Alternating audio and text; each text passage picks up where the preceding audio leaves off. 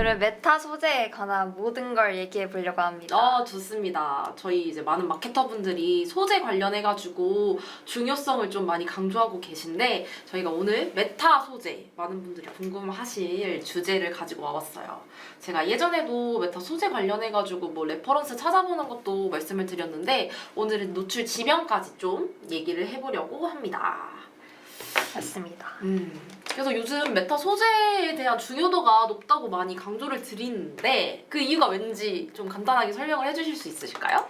네, 이게 지난번에도 언급을 드렸지만 과거에는 수동 설정이나 타겟, 캠페인 설정 등 세밀하게 조정해가지고 우리 브랜드가 원하는 타겟을 제어했다면 요즘에는 머신러닝이 아주 자동화가 잘 되어 있어서 머신러닝에게 알아서 맡기는 게 좋습니다. 좋습니다. 맞아요. 예전에는 이제 과거에는 이제 수동 설정이 최소화되고 머신러닝의 자유도를 많이 맡기고 있다.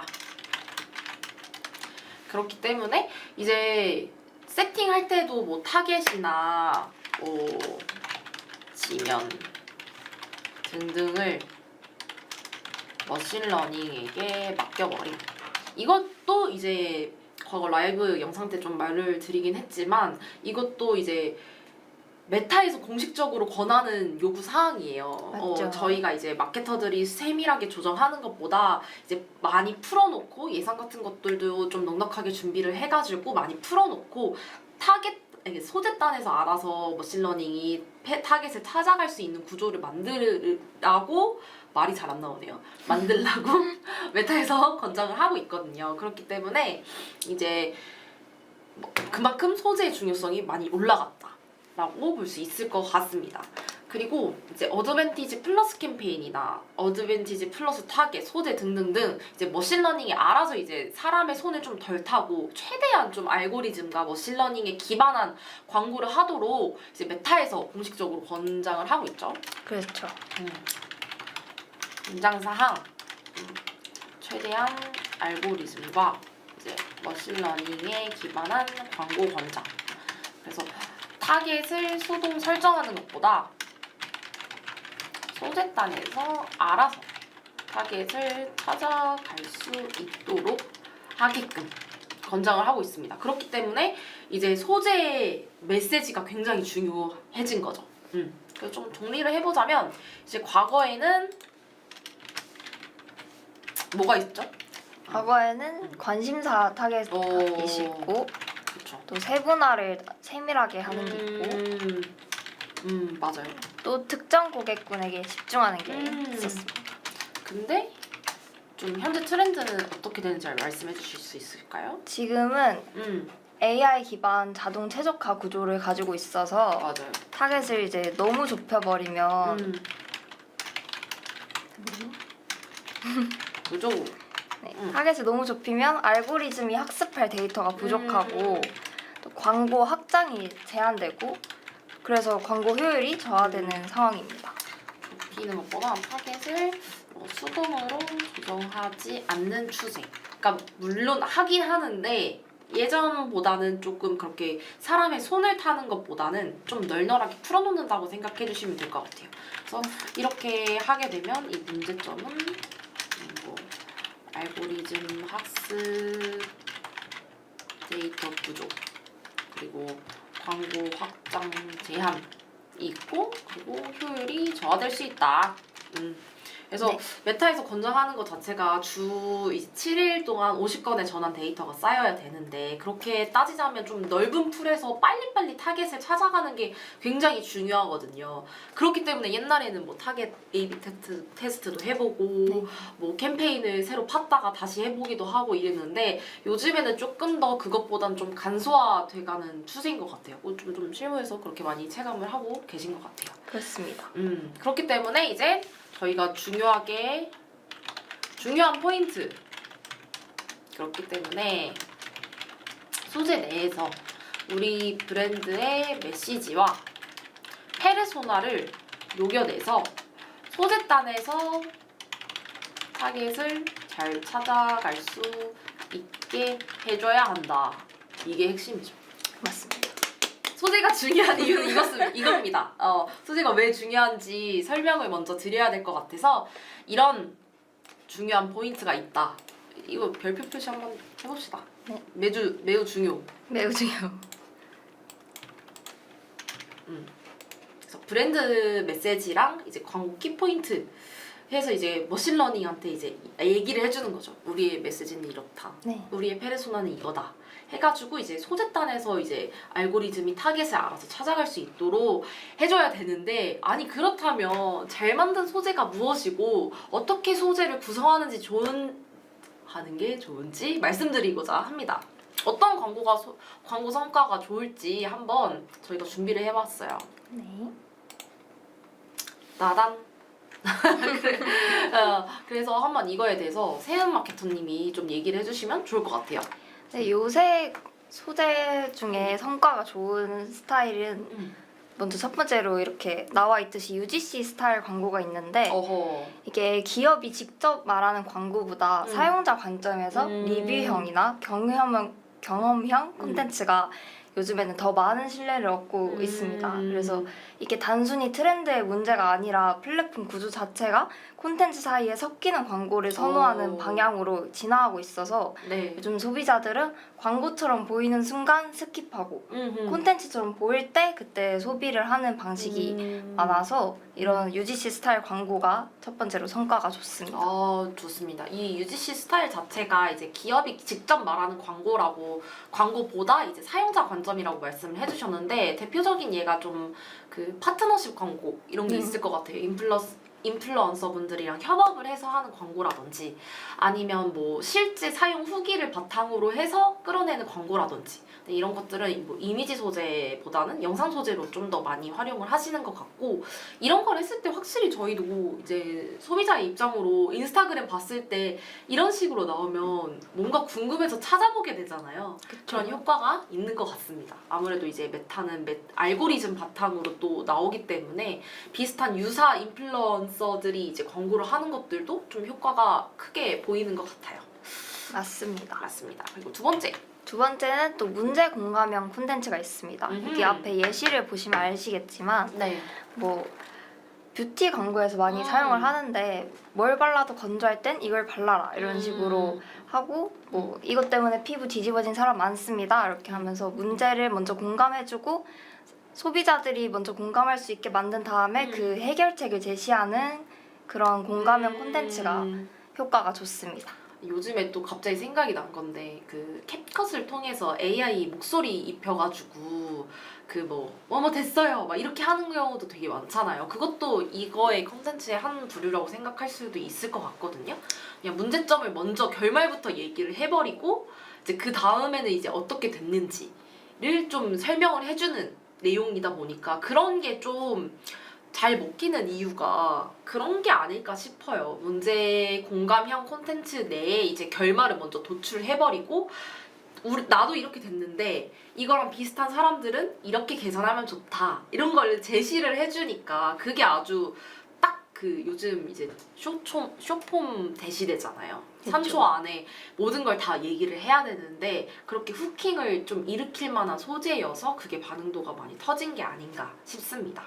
그렇기 때문에 뭐 이런 문제 공감형 콘텐츠 내에서도 되게 다양한 그 캠페인을 활용을 해볼 수 있을 것 같은데, 이제 세 번째 같은 경우에는 그 인스타 무물 같은 형식이잖아요. 이런 것도 참여 캠페인으로 진행을 해서 소비자들의 반응을 좀 뽑아 올리고, 그리고 요즘 활용을 많이 하는 게 이제 댓글에 뭐 이벤트 남겨주시면 뭐 DM 발송되는 그런 것도 되게 많이 활용하잖아요. 이런 것들이 좀 대표적으로 쓸 수 있는 것 같아요. 세연님도 이런 거 많이 보시나요? 네, 저도 댓글도 많이 달고 정보도 많이 얻습니다. 주로 뭐 어떤 컨텐츠에 댓글을 달아보셨나요? 저는 최근에 부동산 쪽에 댓글 아, 달아서 네네. 분양 정보 얻고 이런 거 봤었습니다. 그 소재는 혹시 어떤 소재였는지 기억이 나실까요?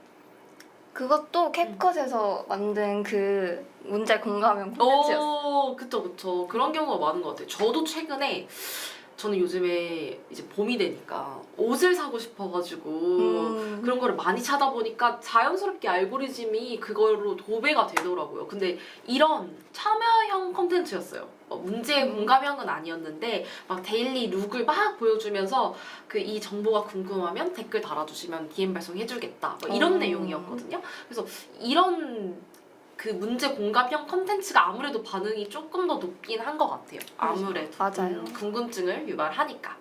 맞습니다. 그리고 세 번째는 세 번째는 또 전후 비교 콘텐츠가 있는데 이것도 되게 잘 먹히는 구조 중에 하나죠. 네. 지금 보이듯이 네. 비포 애프터를 보여준다거나 문제를 보여주고 그거를 이 제품을 통해서 해결한 거를 보여준다거나 제품의 사용 전후를 보여주는 비교 콘텐츠가 또 잘 나오는 네, 것 같아요. 잘 나오고 맞아요, 있습니다. 맞아요. 이거는 근데 너무 바이블이에요. 진짜 전후 콘텐츠 비교하는 거는 바이블인데 이게 저희가 지금 소재 예시를 뷰티만 가져오긴 했는데 제 광고 중에 이제 그 운동기구 하시는 분들이 계세요. 그거는 이제 확실히 성과가 네. 보이잖아요. 이게 철봉을 사용을 해가지고 그 전에는 뭐 너무 말랐는데 이 철봉을 사용을 해가지고 좀 근육이 빵빵한 모습을 좀 3초 안에 엄청 빠르게 전후 비교를 해가지고 보여주는 컨텐츠 같은 것들이 좀 잘 먹혔었거든요. 그리고 학원 같은 것도 있었어요. 그 발음 교정해주는 학원인데 그 전에는 막 면접 같은 것도 네. 이제 2030 분들이 또 많이 보시니까 이제 그 전에는 면접이나 뭐 세일즈에서는 말을 잘 못했던 내가 이렇게 변경됐다 이런 것들을 이제 되게 짧게 표현한 영상 가지고 많이 활용을 하시거든요. 근데 그런 것들을 다른 소재랑 비교를 해봤을 때 확실히 그 전후 콘텐츠가 조금 공감을 많이 살 수 있어서 반응도가 좋았던 편인 것 같아요. 그렇습니다. 그래서 저희가 좀 세 가지 내용을 얘기를 했는데 첫 번째는 이렇게 UGC 스타일 그리고 이런 것들의 대표적인 얘기는 파트너십 광고 그리고 두 번째는 문제 공감형 컨텐츠 그리고 세 번째는 전후 비교 컨텐츠라고 볼 수 있을 것 같습니다. 그렇습니다. 네, 그래서 이렇게 좀 진짜 간단하게 그 잘 먹히는 소재에 대해서 말씀을 드려봤는데 그럼 이런 소재들을 어떻게 테스트를 해볼까 싶어요. 그래서 최근에 광고 운영 방식에 대해서 보자면 옛날에는 아까 말씀드렸던 것처럼 타겟을 A/B 테스트를 하는 게 많았다면 요즘에는 소재 A/B 테스트가 굉장히 많아지고 있습니다. 좋습니다. 그러면 이제 이런 소재를 가지고 어떻게 테스트를 할까요? 예전에는 과거 타겟 A/B 테스트 그러니까 그리고 지금은 현재는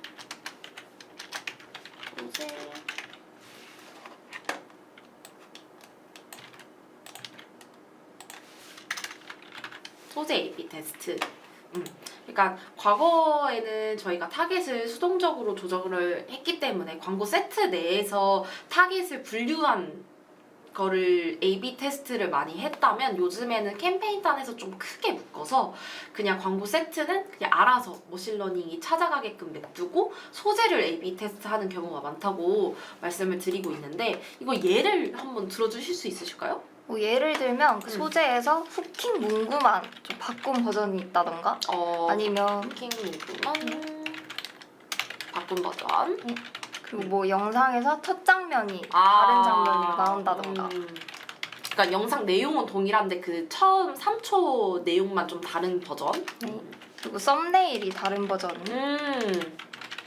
네. 그리고 영상이랑 이미지를 비교해보는 그런 것도 있습니다. 맞아요. 비교 버전 맞습니다. 이런 식으로 진행을 하게 되는데 이게 좀 간단하게 예를 들자면 썸네일도 그 메타단에서 그 수동으로 설정을 할 수가 있잖아요. 네. 근데 이제 이미지형 피드 홈 가시면 탐색 홈 가시면 그 뜨는 게 있어요. 피드 그 썸네일이 그 광고단에서 그것도 이제 어떻게 설정하느냐에 따라서 클릭률이 좀 달라지더라고요. 맞습니다. 그래서 이렇게 세밀한 조정만으로도 뭔가 광고 성과가 좌우가 된다는 게 참 이 일을 하면서 신기한 경험인 것 같아요. 네. 그래서 이런 식으로 소재 A/B 테스트를 하면 될 것 같고, 그리고 이제 저 같은 경우에는 소재를 발굴하고 싶다고 하면 이거를 이제 실무에서 어떻게 적용하는지 조금 감이 안 잡히시는 분들을 위해서 설명을 드리자면, A/B 테스트 시 변수는 한 개씩만 변경하는 게 좋은가요? 라고 댓글이 올라왔는데 그렇습니다. 왜냐면 A/B 테스트 자체가 이게 좋은지 저게 좋은지 비교를 하는 건데, 타겟이랑 노출 지면을 같이 바꾸는 게 안 좋은지 등등. 네, 같이 바꾸면 뭐가 좋은지 테스트를 하기가 애매하잖아요. 예를 들면 뭐 내가 타겟도 바꾸고 노출 지면도 바꿨어. 그러면 이제 이게 어떤 게 더 좋은지 우리가 결과로 볼 수가 없어요. 그러니까 동일한 조건 상태 값을 다 지정을 해놓고 노출 지면만 바꿔본다든지 타겟을 바꿔봐야지 이 타겟에서는 효율이 더 좋은지 안 좋은지 판별을 할 수가 있는데, 같이 바꿔버리면 이게 이 영향인지 저 영향인지 헷갈리기 때문에 바꿀 때는 한 개씩만 바꾸는 거를 권장드립니다. 네. 답변이 되셨을까요? 그리고 이제 답 이어서 얘기를 해보자면, 이제 소재를 발굴하는 방법. 히어로 소재 발굴하는 방법. 이거 진짜 좋은 팁. 별을 하고 싶어요. 별을 하고 싶고, 예를 들면 대부분 이제 캠페인 세팅을 하죠. 그 다음에 광고 세트단을 세팅을 하죠. 그리고 광고를 세팅을 하게 되잖아요. 근데 여기서 예전 같은 경우에는 광고 세트단에서 이제 타겟을 나눠서 진행을 했단 말이에요. 그리고 광고 세트 안에 이제 광고를 다 넣는데, 그렇게 하다 보면 이게 머신러닝이 효율 좋은 광고에다가 그 노출 기회를 몰아주기 때문에 아예 그냥 노출 기회를 못 받아버리는 광고도 생겨나기 마련이거든요. 그래서 소재를 완벽하게 테스트를 해보고 싶다. 모든 소재를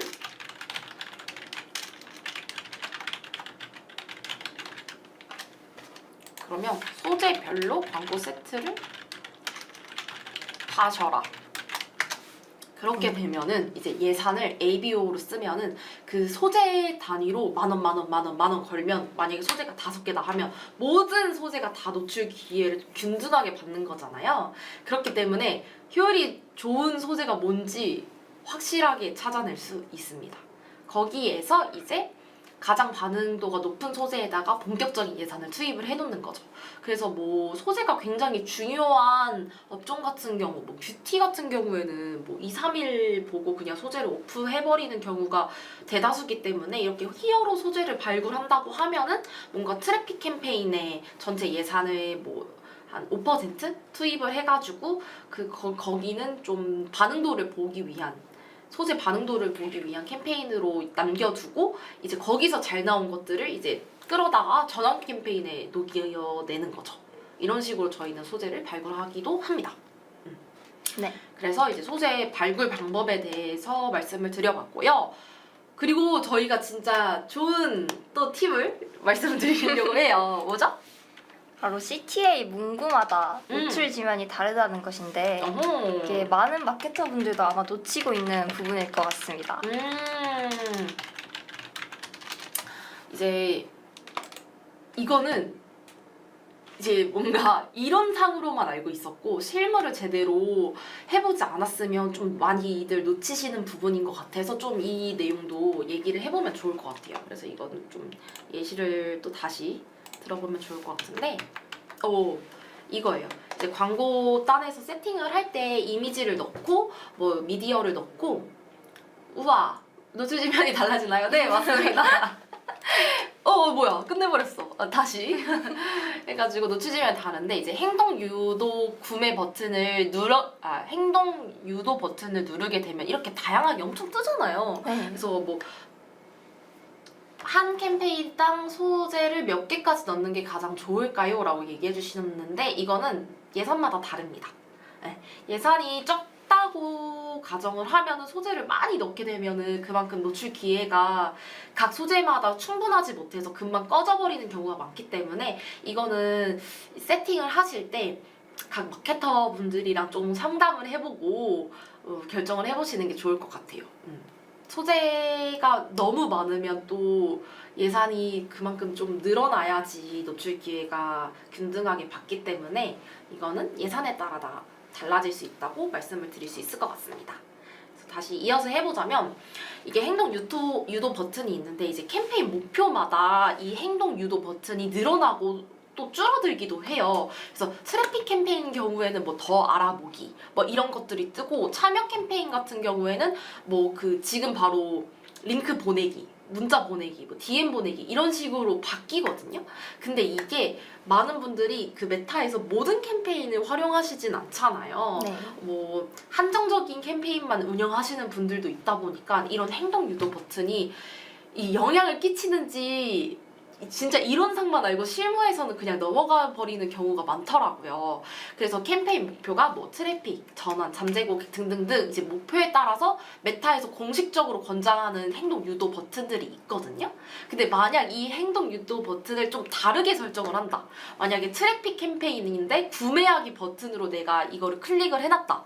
그러면 이 광고 미리 보기 단에서 노출 위치가 게재되지 않는다는 오류가 엄청 떠요. 9개, 뭐 11개 이런 식으로 다 제한이 돼버리거든요. 이런 것들도 아시면 정말 좋을 것 같아요. 이 부분들은 이제 메타에서 공식적으로 제시한 가이드라인이 있거든요. 이제 구글링을 하면 나오는데 그걸 한번 참고해 보시면 좋을 것 같습니다. 그래서 또 진짜 신기한 게 이게 행동 유도 버튼이 지금 구매하기가 있고 구매하기 버튼이 있어요.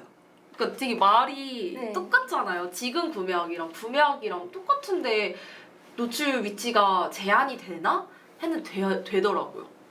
정말 신기한 경험이었어요, 저도.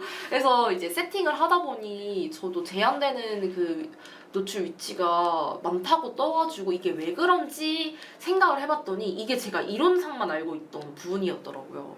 그쵸? 네. 그래서 이제 세은 마케터님이랑 같이 이거를 이렇게 좀 심층적으로 알아보고 와 이거는 좀 설명드리면 좋을 것 같다 해가지고 가져와봤고 이런 것들은 좀 이제 실무 꿀팁에 좀 녹여내면 좋을 것 같아서 이런 것들도 한번 참고를 해보시고 그리고 이제 이미지 가이드 규격란도 있잖아요. 네. 뭐 1대1 사이즈, 9대16 사이즈, 뭐 3대4 사이즈 해가지고 피드형, 스토리형 뭐 이런 거 가이드 규격 라인은 좀 이제 많은 분들이 알고 계신데 만약에 이 가이드 규격 라인을 다 지켰는데도 노출 위치가 좀 많이 게재가 제한이 된다고 하면은 좀 이런 행동 유도 버튼이 혹시 내 목표와 좀 다르게 설정되어 있는 건 아닌가 체크를 해보시는 것도 좋을 것 같습니다. 그렇습니다. 그래서 정리를 마지막으로 해볼까요? 네. 이것도 좀 정리를 해볼게요. 행동 유도 버튼마다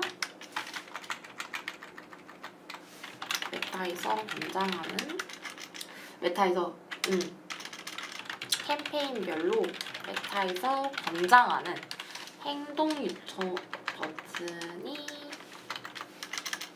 다르다라고 말씀드릴 수 있을 것 같아요. 그래서 가이드 이거를 모두 지켰는데도 불구하고 노출 위치 제한이 걸린다면 이걸 한번 체크를 해보시길 메타 가이드라인에 있습니다.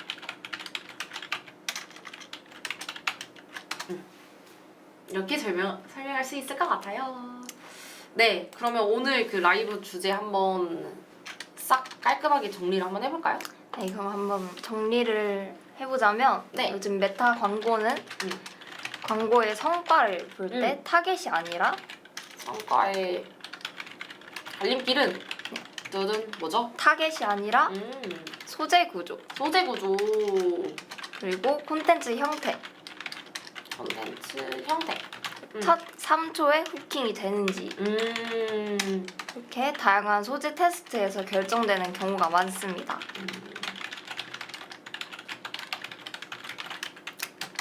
좋습니다. 그래서 광고 효율이 조금 정체되어 있다고 하면은 이제 예전 같은 경우에는 캠페인단에서 뭔가 물론 그것도 안 중요하다는 건 아닙니다. 중요한데 이제 더 강조되는 거는 소재라고 말씀을 드릴 수 있을 것 같아서 컨텐츠 기획이나 어떤 식으로 이제 경쟁사들이 소재를 만들고 효율 좋은 소재를 발굴해내는지에 대해서 좀 더 고민을 해보시는 게 좋을 것 같고, 그런 것들 이제 경쟁사 소재 모니터링 하는 것들도 제가 이제 라이브 찍은 영상이 있기 때문에 그것도 한번 참고해보시면 좋을 것 같습니다. 네, 그러면 더 질문이 없다면 여기서 한번 마무리를 해볼까요? 좋습니다. 네, 지금까지 광고 퍼포먼스 3본부 5팀 김경연, 정세은 마케터였습니다. 감사합니다. 감사합니다.